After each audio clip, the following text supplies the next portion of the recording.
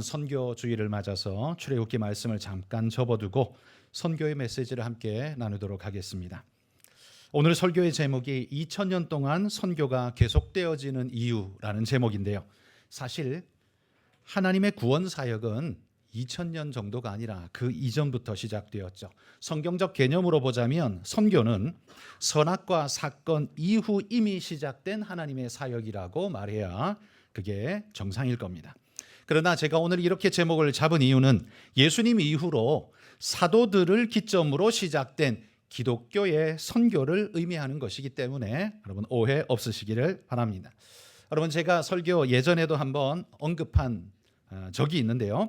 경주 최부자댁을 아시죠? 들어보셨을 겁니다. 약 300년 동안 12대에 걸쳐서 만석군의 재산을 유지하면서 독특한 가훈을 실천한 이웃사랑을 실천한 그런 가문이 바로 경주 최부자댁입니다. 최부자댁 스토리는 임진왜란 때 공을 세운 최진립 장군으로부터 시작하는데요. 이 최진립 장군은 그의 아들 최동량에게 많은 재산을 물려주었고, 최동량은 산과 강에 이르는 큰 넓은 땅을 구입해서 그 땅에 농사를 짓기 시작했습니다.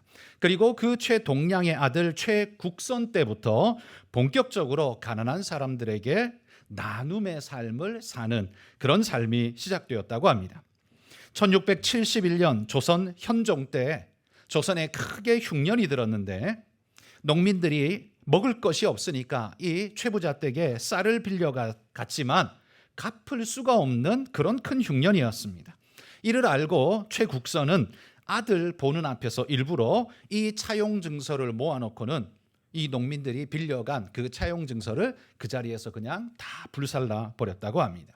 아들이 보는 데서 굳이 한 것은 교육 때문에 한 것이겠죠. 너도 이와 같이 하라라는 아마 그런 메시지였을 겁니다. 완전히 탕감시켜 주어버린 것이죠.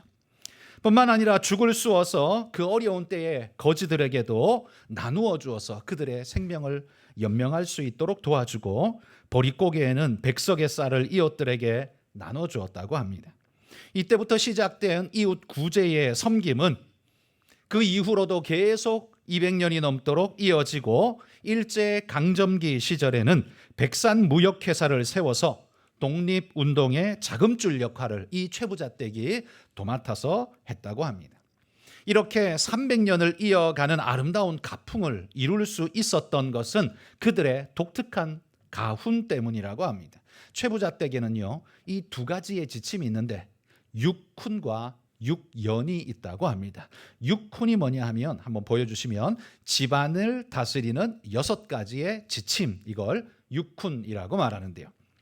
6가지의 조상의 명령이 이거였습니다. 과거를 보되 진사 이상의 벼슬은 하지 마라. 권력을 욕심내지 말고 겸손하게 처신하라는 의미였습니다. 또한 과도한 권력을 탐하다 보면 가문에 화를 부를 수 있음을 경계하는 메시지였습니다. 두 번째는 만석 이상의 재산은 사회에 환원하라 명령합니다. 지나친 욕심을 경계하고 일정 수준 이상의 부는 사회와 나누라는 그런 뜻이죠. 실제로 만석 이상의 수확이 날 때는요, 소작인들에게 더 많이 배분하고 나누어 주어서 그들과 함께 기쁨을 나눴다고 합니다. 세 번째는 흉년에는 남의 땅을 사지 마라라고 엄명했다고 합니다. 여러분, 가난한 사람은 땅을 팔고 싶어서 파는 게 아니라 먹고 죽고 싶어도 먹을 게 없어 죽지 못해 사는 사람들이잖아요. 그러니 어쩔 수 없이 조상적부터 내려오는 땅을 팔 수밖에 없는데 가진 자는 그때의 싼 값에 넙죽 살 수 있는 힘이 있죠. 그래서 이 최부자댁은 흉년 때에는 절대 남의 땅을 사지 마라. 어려운 사람들의 약점을 이용해서 네 재산을 늘리는 짓을 하지 말라라고 후손들에게 엄명을 했다는 거죠. 네 번째는 과객을 후하게 대접하라 명했습니다. 찾아오는 손님들을 후하게 대접하여서 인심을 얻고 이를 통해서 다양한 그들 안에서 소통되는 정보와 교류를 그들은 얻게 되는 거죠. 실제로 최부자댁은요, 연간 수입의 상당 퍼센티지를 그냥 찾아오는 손님 대접하는데 엄청나게 사용했다라고 합니다. 다섯 번째는 주변 백리 안에 굶어 죽는 사람이 없게 하라라고 이렇게 명합니다. 백리면 40kg 아닙니까? 40km면 엄청나게 넓은 땅인데 그 땅덩어리 안에 살고 있는 사람, 가난한 사람이라 할지라도 죽게 만들지 말라는 거죠. 찾아가서 그에게 꼭 구휼하고 도우라라는 거죠. 사회적 책임을 다하고 이웃과 더불어 살아가라는 명령을 그렇게 내렸던 겁니다. 여섯 번째는 시집 온 며느리들은 3년 동안 무명옷을 입으라라고 명령했습니다. 이건 검소함과 절약을 몸소 실천하라는 교훈이기도 하지만 또 다르게는 다른 사람들의 어려움과 아픔을 직접 경험해 보지 않으면 어디가 아픈지, 어디가 불편한지, 어떻게 해야 되는지를 알 수가 없지요. 이런 경험을 통해서 어떻게 도와야 할지를 깨달아 알도록 그렇게 훈련을 시켰다는 거죠. 바로 이 6가지의 지침이 최부잣집을 그 명문가로 300년 동안 지켜가게 하는 명문가가 되게 만들었다라는 이야기죠. 또 이 육훈뿐만 아니라 육연이 있다고 합니다. 이 육연이 뭐냐 하면 자신을 지키는 6가지의 마음가짐이라고 합니다. 그냥 읽어드리면 첫 번째, 스스로 초연하게 지내라. 남에게 온화하게 대하라. 일이 없을 때에는 마음을 맑게 가져라. 일을 당해서는 용감하게 또는 과감하게 대처하라. 성공했을 때에는 담담하게 행동하라. 시리에 빠졌을 때는 태연하게 행동하라. 이렇게 6가지의 마음 자세를 가르쳤다고 합니다. 여러분, 이 아름다운 뜻을 가진 조상의 유훈을 300년 동안이나 그 후손들이 지켜갈 수 있었던 것은 그 명령이 조상의 명령이기 때문만이 아니라 그 명령이 아름다운 명령이라는 것을 후손들도 공감했기 때문에 그런 것 아니겠습니까? 그 뜻이 나라와 백성을 위해 얼마나 아름다운 일이 되는지를 알았기 때문에 그 후손들은 눈으로 보기에는 자기들이 손해 같아 보이지만 그 일을 아까워하지 않고 그 일을 함으로써 300년 동안이나 이름난, 부자로서만 이름나는 게 아니라 책임 있는 사회인으로서 이름난 그런 아름다운 가문이 되었다라는 이야기죠. 그러나 여러분, 이 300년을 지켜가는 것도 참 우리가 볼 때는 어마어마한 일인데요. 300년은 잽도 안 되는 2000년을 이어온 유훈이 있습니다. 그건 바로 우리 주님의 선교 명령입니다. 이 명령이 2000년 동안 끊임없이 지속될 수 있었던 이유가 무엇일까요? 오늘 저는 바로 그 이유 3가지를 여러분과 함께 나누고 싶습니다. 첫 번째, 2000년 동안 이 복음의 말씀, 선교가 유지될 수 있었던 첫 번째 이유는 뭐냐 하면 그 명령이 예수님의 유언이기 때문에 그렇습니다. 자, 마태복음 28장 18절에서 20절 함께 읽습니다. 예수께서 나와 말씀하여 이르시되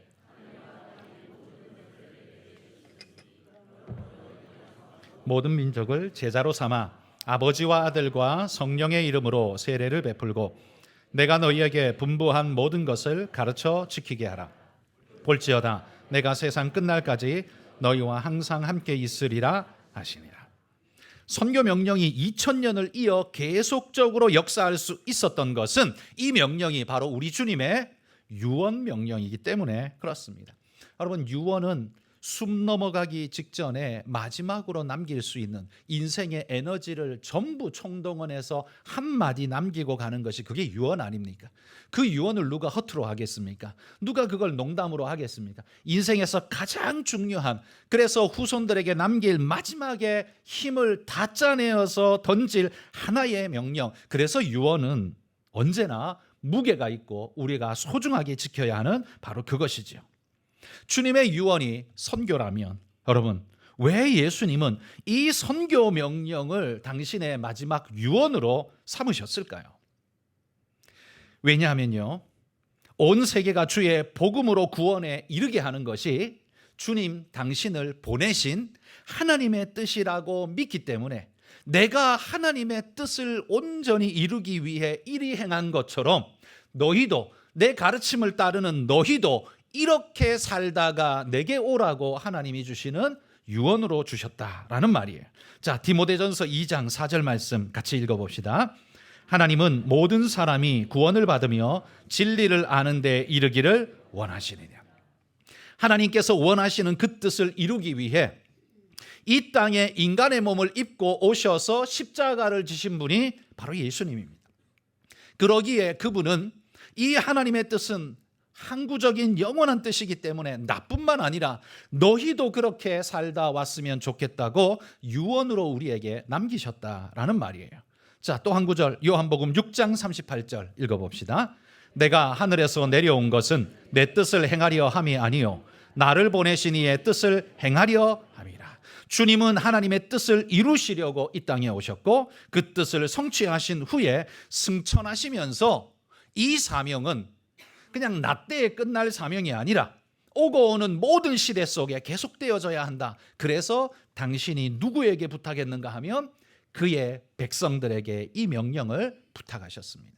주님과 상관없는 자들에게 부탁하신 게 아니에요. 그의 백성들에게 부탁하셨어요. 그러면 여러분, 그 백성들은, 그의 백성은 누구입니까? 그건 바로 예수님을 구주로 믿는, 오늘날로 말하면 바로 교회입니다. 그러기에 교회의 사명은 우리의 주님이 명령하신 그 선교 명령을 끝까지 이어갈 책임을 지고 있는 존재들, 그들이 바로 교회입니다. 그런데 이 선교 명령을 저는 조금 더 정확하게 오해 없게 하려면 복음 전파의 명령이라는 말로 저는 오히려 표현하고 싶습니다. 왜냐하면 우리가 선교라고 말하면 그 선교라는 말은 우리가 다 이해하고 있고 좋게 봤지만, 그러나 선교라는 단어가 가지고 있는 성경이 잘못 말한 것도 아니고요, 하나님의 뜻이 잘못된 것도 아니고, 그저 우리가 경험적으로 약간 실수하고 있는 부분이 있습니다. 그건 뭐냐 하면, 선교라고 말하면 언제나 우리의 인식은 해외를 떠올릴 수밖에 없다라는 겁니다. 선교 그러면 이미지가 뭐가 떠오릅니까? 나와 얼굴 색깔이 다른 사람이 먼저 떠오릅니다. 그 다음에 비행기가 떠오릅니다. 비행기 타고 가야 그 나라에 가서 전도할 수 있으니까. 그래서 선교라는 것이 언제나 누가 가르치지도 않았는데, 누가 그렇게 우리에게 고정시킨 것도 아닌데, 자연스럽게 우리는 선교 그러면 해외라는, 외국이라는 이런 인식이 먼저 들게 되죠. 그래서 여러분, 한국에 있는, 세계도 마찬가지지만 선교 잘하는 교회를 찾아가 보시면 이런 약점을 가진 교회들이 있습니다. 뭐냐 하면, 선교 잘하는데 뭐가 약점이지? 약점이 있는데요, 원시의 사람들이라는 겁니다. 먼 것은 또렷이 잘 보이는데 가까운 것을 잘못 보는 사람들. 이게 무슨 말이에요? 멀리 있는 해외에만 전해야 할 선교의 대상이 있다고 생각하고 선교의 방향성을 늘 해외로만 바라보고 있는 사람들, 원시의 눈을 가진 사람. 가까이 국내 전도 사역은 사실 잘 보이지 않는 사람, 그러니까 원시라고 저는 표현하고 싶습니다. 그런데 반대로 선교를 모르는 교회들도 있습니다. 선교를 안 하는 교회들도 있어요. 이런 교회의 특징은 뭐냐면 근시죠. 그러니까 자기로부터 주변의 것만 봅니다. 자기만 봐요. 멀리 보지 않습니다. 하나님이 땅끝까지 이르러 내 증인이 되라고 분명히 말씀하셨는데도 불구하고 오직 자기 옆에 것만, 자기 주변만 보는 근시의 그런 교회들도 있습니다. 그래서 통상적으로 한국 교회가 선교라는 단어를 쓰면 우리에게 그냥 자동으로 작동되는 것이 이 원시적 개념. 그러나 여러분, 건강한 정상인은 먼 것도 잘 봐야 되지만 가까운 것도 잘 봐야 됩니다. 그래서 원시력과 근시력이 다 좋아야 그게 건강한 정상인, 정한인 아니겠습니까? 그러니 우리 모두가 하나님이 명령하신 이 명령을 여러분 잘 깨닫고 바르게 바라볼 수 있기를 소망합니다. 예수님께서 사도행전 1장 8장에 명령하실 때 땅끝까지 이르러 내 증인이 되라, 우리가 이 부분을 강조하다 보니까 예수님이 땅끝만 이야기한 줄 아는데 아니에요. 예수님은 어디부터 시작했어요? 예루살렘과 유대와 사마리아와 땅끝까지라고 했어요. 그런데 이 사이를 전부 스킵해버리고 땅끝만 이야기하면 선교의 반쪽짜리 이야기가 되는 거예요. 선교는 예루살렘부터 함께 시작하는 겁니다.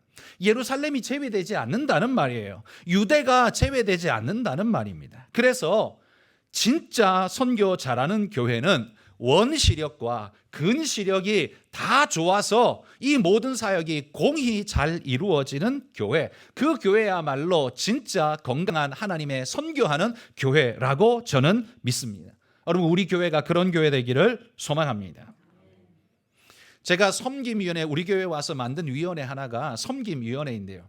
섬김위원회는 사실 본래 이름이 이웃섬김위원회입니다. 지역 섬김인데 우리 교회가 소속되어 있는 이웃, 온 땅끝까지 우리는 도와줄 수는 없고요. 우리의 능력이 제한이고 한계니까. 그래서 저는 적어도 우리 흑석동, 우리 교회가 있는 이 동만큼은 우리가 구제하고 베풀고 나눌 수 있는 부분이 필요한 게 있다면 우리는 그렇게 합시다. 그래서 우리는 지금 그 사역을 섬김위원회가 감당하고 있습니다. 우리는 홀로 사시는 어르신들에게 도시락 배달도 꾸준히 진행을 했고요. 그다음에 화장실 변기가 고장났다 그럼 변기도 교체해 드렸고요. 여름에는 모기망도 가서 달아드렸고요. 여러 사역들을 섬김위원회가 꾸준하게 지금도 사역하고 있고, 또 여름이 되면 보양식 우리 삼계탕 데이를 해서 많은 분들, 작년에도 400명이 넘게 이렇게 오지 않았습니까? 아마 올해도 아마 400~500명이 오시지 않을까 생각이 듭니다. 그러니까 작년에는 못했죠. 그 전에 그렇게 했고, 작년에 못해서 올해 하면 아마 더 많은 분들이 오실 것 같아요. 그러한 사역들이 저는 함께 가게 될 때 바로 예루살렘과 유대와 사마리아를 잊지 않는, 그리고 땅끝까지 이르러 증인되는, 우리가 그러할 때 진짜 아름다운 선교의 멋진 교회가 되리라고 믿습니다. 여러분, 경주 최부잣집 사람들이 그의 조상 한 사람의 명령을 300년이나 지켰다면, 여러분, 하나님이신 우리 주님이 명령하신 이 유언의 명령, 선교의 명령은 우리가 몇 년간이나 지켜야 될까요? 한 사람 조상의 명령을 300년 지켰다면 적어도 하나님이신 그분이 우리에게 명령한 건 아무리 못해도 최소한 한 3만 년은 지켜야 되지 않을까요? 그렇다면 우린 지금 2000년밖에 안 했으니까요, 28,000년 더 해야 됩니다. 28,000년 동안 열심히 더 감당할 수 있기를 바랍니다. 여러분, 이 최부잣댁이 이 300년 동안 이 일을 지켜갈 때 그냥 명령이니까 그냥 하자, 억지로라도 하자, 그런 게 아니라 아마도 그 자손들이 그 명령을 지켜가면서 보니까 이 나눔과 베품을 할 때마다 아마 가슴이 뿌듯하고 뜨거웠을 겁니다. 그렇지, 인생은 그렇게 살아야지 라는 생각을 아마 가졌을 거예요. 그리고 많은 이웃들이 최부잣댁 사람이라고 그러면 자동적으로 머리를 조아리고 존경하게 되는 그 일을 경험하면서 이것이 얼마나 아름다운 일인가, 우리 조상들이 물려준 땅이 재산이 아니라 이 놀라운 가르침과 명예가 진짜 재산이구나라는 걸 아마 그 후손들이 깨닫지 않았을까요? 여러분, 우리가 하나님의 이 명령을 지켜가는 것은 그분이 하라고 했으니까 하는, 단순히 억지로 하는 명령이 아니라 하나님이 우리에게 삶의 가치와 이유를 주셨기에, 이것이 얼마나 소중한 일인지 알기에 그 일을 기쁨으로 감당하는 그런 우리 모두가 되어야 할 것입니다. 2000년 동안 이 선교가 끊어지지 않고 유지될 수 있었던 첫 번째 이유는 바로 이것입니다. 주님의 유언의 명령이기 때문입니다. 그러니 우리도 놓아서는 안 되고 끝까지 가져가야 합니다. 자, 두 번째, 2000년 동안 선교가 이어질 수 있었던 두 번째 이유는 온 세상이 하나님의 영광을 찬양하는 거, 이게 바로 창조의 목적인데요, 바로 그걸 이루는 일이 선교이기 때문에 그렇습니다. 여러분, 선교라고 말할 때 선교란 내가 복음을 전했다라는 사실에 포커스가 있는 게 아닙니다. 만약에 내가 복음을 전했다는 데 포커스를 두고자 하는 사람이라면 마치 이런 사람입니다. 나 하나님 명령 지켰어. 너 안 지켰지? 그럼 나는 지켰어. 나를 우러러봐. 이런 사람이나 여기에 포커스를 두지, 선교의 포커스는 내가 복음 전했어, 여기에 포커스가 있는 게 아니라 선교 대상자들, 받은 그들이 복음을 받아들이고 복음의 사람이 되었다는데 포커스가 있는 겁니다. 중요한 건 그겁니다. 받았다는데. 그래서 여러분, 우리가 선교할 때 우리가 선교해서 교회를 지었다고 거기 동판에다가 우리 교회 이름 새기고 우리 그런 거 안 하잖아요. 왜냐하면 선교했다는 데 포커스가 있는 게 아니라 선교 받고 그들이 예수님을 믿고 복음의 영광을 누리며 살아가는 것, 그것 자체가 목표이기 때문에 우리 교회가 선교지에 얼마나 많은 교회를 세웠습니까? 굉장히 많은 교회를 세웠는데 그 교회에다가 뭐 우리 교회가 세웠네 하고 이름 써붙여 놓은데 없습니다. 그리고 그 교회 가서 우리가 세웠어 라고 큰 소리 친 적 한 번도 없습니다. 왜냐하면 선교했다는 게 포커스가 아니라 중요한 건 그 말씀을 듣고 살아난 사람들, 그들이 포커스이기 때문이죠. 그러면 여러분, 거듭난 사람이 되면, 선교 말씀을 듣고 복음의 말씀을 듣고 거듭난 사람이 되면 무엇이 좋습니까? 우리에게 무슨 유익이 있는데요? 표면적으로 여러분이 잘 아는 대로 천국 갑니다. 여러분, 맞습니다. 천국 가요. 이게 큰 축복 중에 하나입니다. 그런데 여러분, 우리가 생각하는 천국 간다는 건 사실 엄밀히 말하면 죽고 난 다음에 천국 간다는 소리잖아요. 죽고 난 다음에. 그러면 미래 이야기지. 그러면 예수 믿고 오늘 내 현실의 나에게는 아무런 유익이 없습니까? 현재에는 이 복음이, 구원이 내게 어떤 유익을 가져다 줍니까? 생각해 보셨습니까?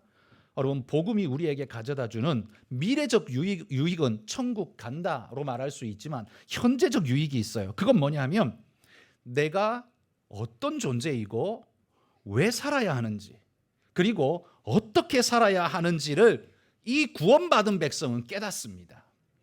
그래서 내가 누구인지를 알기에 내가 왜 그러면 안 되는지, 율법이 하지 말라 그랬으니까 그거 아니에요. 내가 누군지 아니까 그렇게 안 해요. 내가 누군지 아니까 그거 해야겠다는 마음이 생겨요. 왜요? 자기 정체성이 살아났기 때문이죠. 그때부터는 내가 뭘 해야 할지 압니다. 삶의 방향성과 목표가 생겨나게 된 거죠. 여러분 주변에 믿지 않는 불신자들을 한번 생각해보고 돌아보십시오.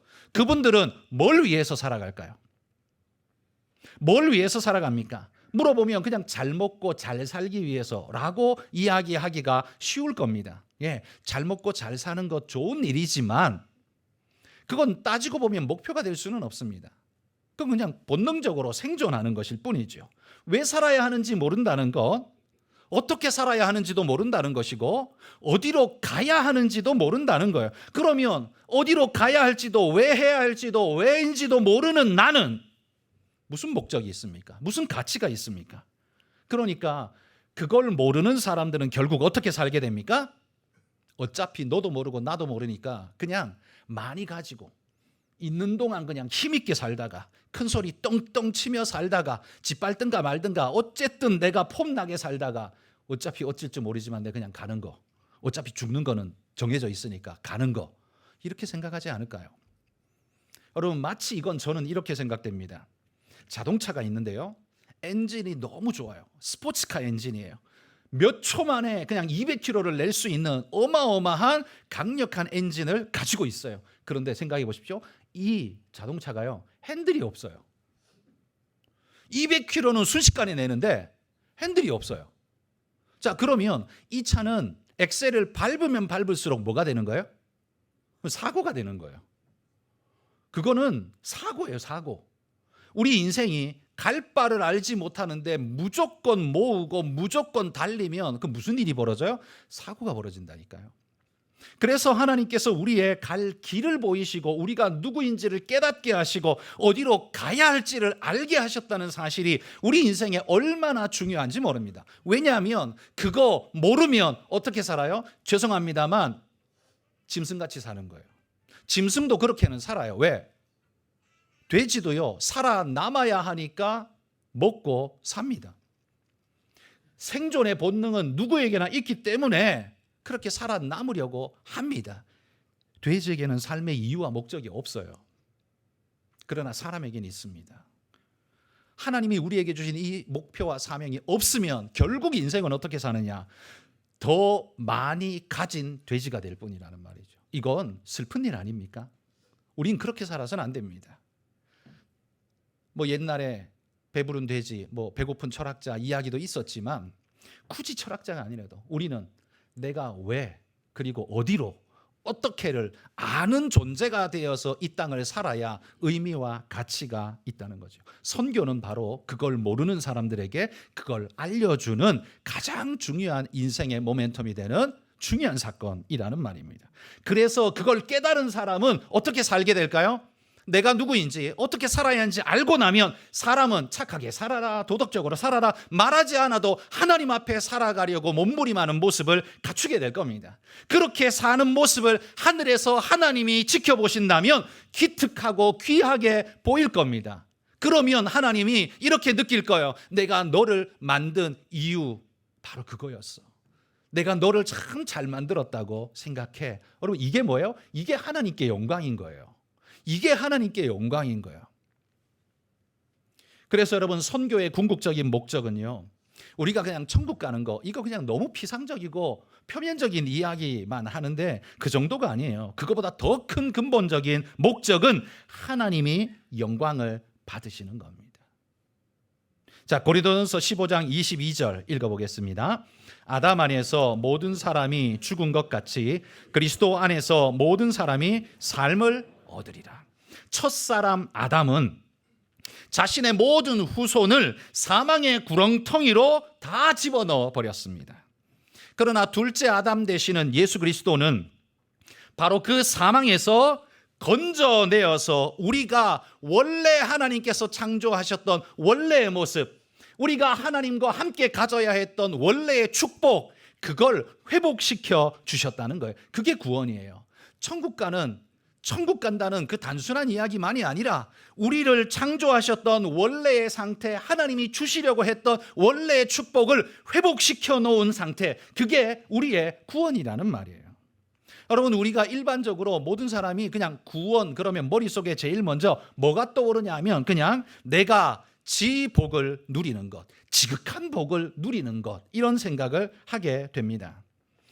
그러나 지복이란 게 뭡니까? 사람들이 생각하는 지복은 전부 물리적이고 자기중심적이고 그건 세속적인 복의 관념이에요. 교회 안 다녀도 모든 사람들이, 모든 종교인들이 다 빌고 바라는 것이 그런 복이에요.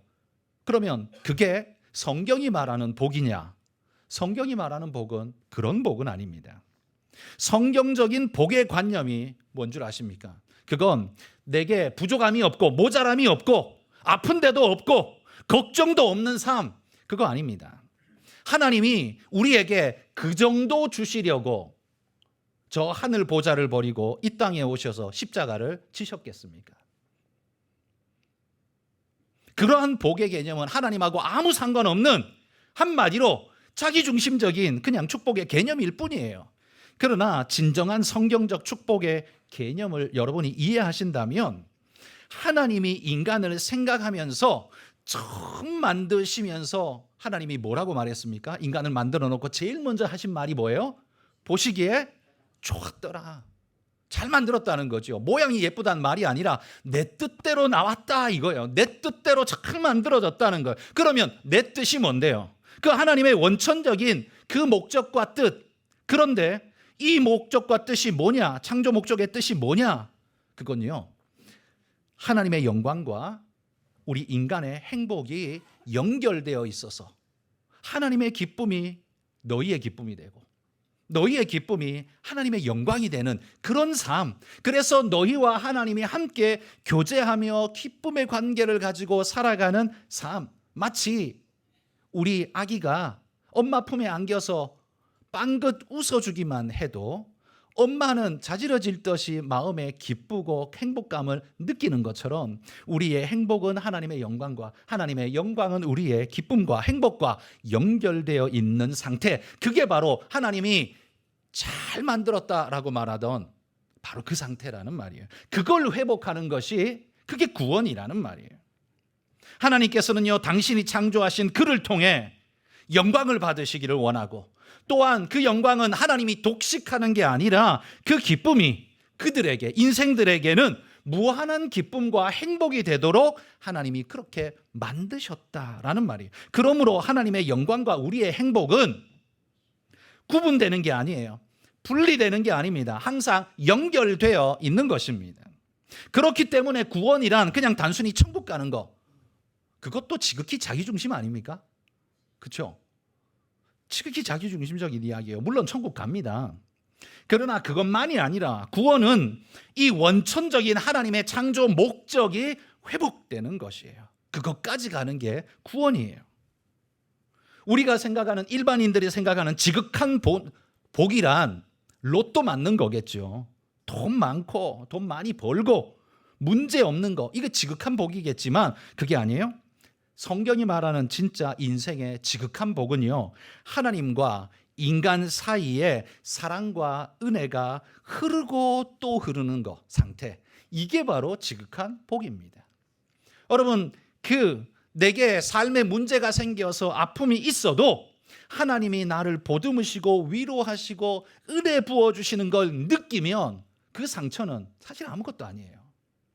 넘어져서 까져도 까진 것 때문에 아프기는 하지만 엄마가 정말 사랑스러운 모습으로 와서 불어주고 약 발라주고 안아주고 보듬어주면 그 마음에 채워지는 사랑의 탱크가, 아이의 마음속에 사랑의 탱크가 꽉 차오르면 그까짓 거 무릎팍 좀 까진 거 그건 아무것도 아닌 것처럼 그렇게 된다는 말이죠. 그런데 여러분, 사탄이 한 일은 뭔 줄 아십니까? 사탄이 하는 일은요, 바로 이런 하나님과 우리가 연결되어 있는 이 연결선을 끊어버린 거예요. 이게 사탄이 한 일이에요. 우린 이걸 죄라고 말하는 겁니다. 하나님과 인간의 분리, 이게 바로 사탄이 한 결정적인 일입니다. 그때부터 인간은 하나님과 연결된 행복을 누렸는데, 마치 자전거에, 옛날 자전거를 한번 생각해 보시죠. 뭐 지금도 마찬가지지만 앞바퀴에 앞에 기어가, 큰 기어가 있고 뒤에 작은 기어가 있죠. 이걸 체인으로 묶어서 이것이 함께 하나 되어 연동되어서 돌아갑니다. 앞바퀴만 돌고 뒤에가 안 돌면 자전거 안 나가요. 두 개가 함께 묶여서 돌아야만 이게 나갑니다. 마치 하나님의 영광과 인간의 행복은 그렇게 연결된, 체인으로 연결된 것처럼 같이 움직이는 것, 이게 하나님의 본래적인 뜻이었다는 말이에요. 근데 이거를 그냥 체인을 딱 끊어버렸어요. 누가? 사탄이, 마귀가 우리를 이 구렁텅이에 밀어넣으면서 그런 상태를 만들어버렸어요. 그러면서 떨어진 인생이, 무너진 인생이 그때부터 행복에 대한 추구를 하지 않나요? 아니요, 그건 인생이 본능적으로 가지고 있는 거기 때문에 행복 추구합니다. 근데 문제가 뭐냐 하면 하나님과 상관없는 행복 추구를 그때부터 하게 됐다는 거죠. 그래서 인생의 부작용이 어마어마하게 생겨나게 되는 겁니다. 밑 빠진 독에 물 붓기 같은 일을 하는 겁니다. 이게 채워지면 만족감이 올까? 이걸 채우면 이렇게 될까? 두려움과 그 미래에 대한 두려움에 등 떠밀려서 우리는 끊임없이 뭔가를 채워야 된다는 압박감에서 우리는 계속 부족과 불안에 허덕이면서 행복하지 않습니다. 아무리 많이 가져도 행복하지 않습니다. 왜? 불안하니까요. 이게 시지프스 신화에 나오는 그 신으로부터 벌을 받은 그 시지프스처럼 큰 돌을 뾰족한 산 위 정상 꼭대기에 올려놓으라는 명령을 받은 그처럼 올려놓습니다. 올려놓으려고 밀고 올라갑니다. 그 거대한 바위를 밀고 올라가서 그 꼭대기 위에 조심스럽게 올려놓으려고 올리면 어떻게 해요? 뒤로 훅 떨어져 버리고, 그럼 또 가가지고 다시 끌어올려서 그 꼭대기 위에 세우려고 하면 훅 떨어지고. 여러분, 사실 따지고 보면 이게 인생 아닙니까? 뭔가를 얻으려고, 뭔가를 채워보려고 애를 쓰고 애를 쓰는 수고가 우리의 수고인데, 근데 이게 이 까미가 쓴 이 글이 우리에게 우리의 현실을 말해주지만 이게 현실로 그냥 끝나는 게 아니라요, 이게 우리에게 뭘 유발하냐면 사탄은 이걸 가지고서 그 다음에 어디까지 가냐면 자살로 끌고 가요. 이게 사탄의 방식이잖아요. 우리의 현실을 이야기하는데 그 현실을 본 인간들은 전부 다 절망에 빠져서 이렇게 사느니 죽는 게 낫다로 가죠. 그래서 자살로 자꾸 이어지는 거예요. 그러나 이것은, 이 현실은 하나님이 절실히 필요한 존재라는 우리의 자각으로 가야 돼요. 그러니까 복음으로 가지 않으면 인생은 늘 파산으로 간다는 거예요. 복음이 그래서 우리에게 너무나 소중한 거예요. 사탄은 그렇게 우리를 깨뜨려 놓았죠. 여러분, 인생이 하나님과 상관없는 행복을 추구하면 결국 어디로 갑니까? 쾌락을 쫓고, 그 쾌락의 끝으로 가면 요즘 마약에 손을 대어서 아주 인생이 파탄나는 존재들. 저는 마약에 욕구가 강해서 하고 싶어서 그냥 못 끊는 줄 알았어요. 근데 그 신앙 프로에 보면 마약에 중독되었던 사람들이 와서 이제 간증하는 이야기 보니까 막 몸속에 감당 못하는 뭔가 기어다니는 것 같고, 막 이걸 안 하면 그런 막 고통이 막 몰려온대요. 그래서 그래서 저걸 못 끊는구나. 제가 그런 생각을 그때서야 했어요. 그냥 하고 싶어서, 그냥 먹고 싶어서 그냥 그 맞고 싶어서 그냥 그런 줄만 알았는데 그게 아니라 그걸 안 하면 그렇게 고통스럽게 아프고 힘들고 어렵다 이야기를 하더라고요. 뭐 제가 안 해봐서 모르지만 그래서 그렇구나라는 생각이 들어요. 그들은 왜 그걸 시작했을까요? 거기 가면 그거 해보면 자기 삶의 해방구가 거기 있을지 모른다는 그 막연한 기대 때문 아닐까요? 이 시지프스 신하의 그 위에 올려놓을 수 있을 것 같은 기대가 그 마약 속에 있을 거라고 생각했기 때문에 거기 가지 않았을까요? 그러나 절대로 마귀의 방법은 우리에게 절대로 답을 주지 않는다는 거예요. 그렇게 살면 행복합니까? 아니요, 안 행복합니다. 돈만 많이 모으면 그럼 행복합니까? 안 행복합니다. 걱정만 더 쌓게 됩니다. 이 상태 자체가 뭐예요? 이게 저주라는 겁니다. 저주가 어디 하늘에서 뭐 벼락 맞아서 저주가 되는 게 아니라 이 상태 자체가 그게 인생의 저주입니다. 하나님과 상관없는 행복을 추구하면 안전하고 행복한 게 아니라 더 불안하고 마귀에게 가까워질 뿐입니다. 더 불행해진단 말이에요. 그래서 기갈 중에 바닷물이라도 마시는 짓을 할 수밖에 없는 게 그게 인생이라는 말이에요. 그래서 예수님은요, 하나님과 인간 사이에 그 끊어진 연결선을 십자가로 회복하고 이어주신 거예요. 근본적인 관계의 회복을 우리 주님께서 이루셨다는 말이에요. 그래서 바로 이 끊어진 관계의 회복을 내가 이루었는데 너희는 이 사실을 가서 전하라. 그들도 깨진 인생이 하나님과 연결될 수 있도록 그들에게 축복을 선언하라. 저주에 사로잡힌 인생이 하나님의 은혜 안에 거할 수 있도록 축복을 선언하라. 여러분, 그게 선교 명령 아닙니까? 여러분, 선교 명령은 하나님의 뜻만 이루는, 그래서 숙제같이 해야 되는 그런 일이 아니라요, 인간의 진정한 행복을 회복하라는 하나님의 명령이기도 하다는 거예요. 그래서 하박국서 2장 14절 말씀인데요, 함께 읽어봅시다. 이는 물이 바다를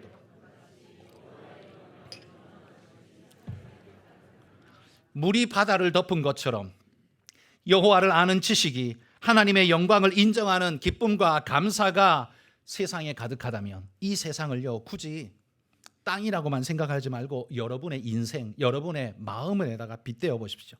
여러분의 하나님을 아는 그분의 영광과 은혜가 내 마음에 가득하다면 뭐가 문제일까요?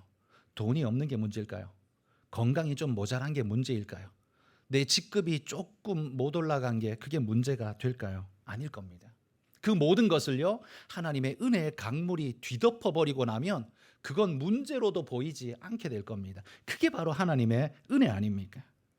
그건, 이 선교는 하나님께 영광되는, 하나님만 영광받는, 그분만 좋은 그런 일이 아니라 우리가 좋은, 내가 좋은, 네가 좋은 그런 일이 진짜 된다는 말이에요. 그래서 하나님의 영광과 우리의 행복은 연결되어 있다는 사실을 여러분 늘 기억하시기를 바랍니다.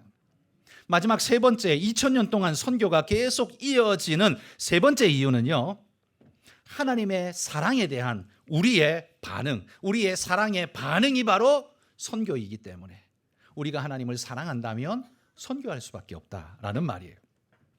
제가 오래 알고 지내는 한 커플이 있습니다. 여자분은 야구를 전혀 좋아하지 않았습니다. 남자는 야구광이었습니다.